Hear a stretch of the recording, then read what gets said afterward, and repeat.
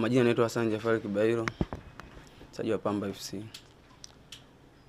Tunashukuru Mwenyezi Mungu, tumeenda ugenini katika michezo mitatu. Tumepambana, tumepata point tuliyopata. Kwa hiyo sasa hivi tunarudi nyumbani kujiandaa kwa ajili ya mchezo dhidi ya Coast Union.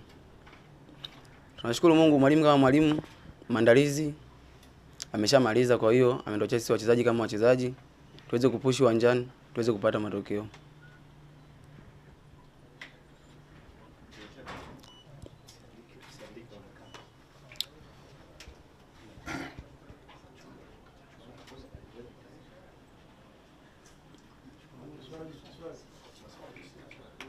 Pengine Kibairo, mipango yenu ni ipi? Maana tumeona mna michezo mitano nyumbani.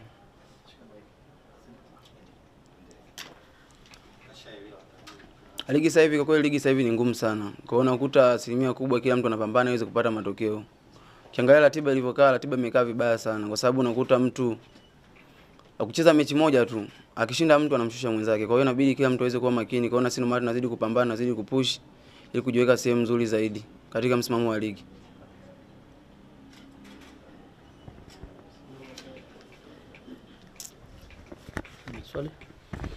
Sawa, kama wachezaji mmetoka ugenini, jambo la muhimu zaidi ni kwamba mmerejea, bado mpo katika nafasi 5 za juu za msimamo.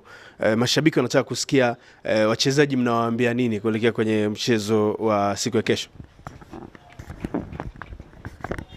Sisi tunachoahidi mashabiki waweze kutuamini, sisi tuweze kuangusha. Tutapambana kadri ya uwezo wetu, tutafight, naamini heli itapatikana, tutapata matokeo, tutazidi kusogea juu zaidi.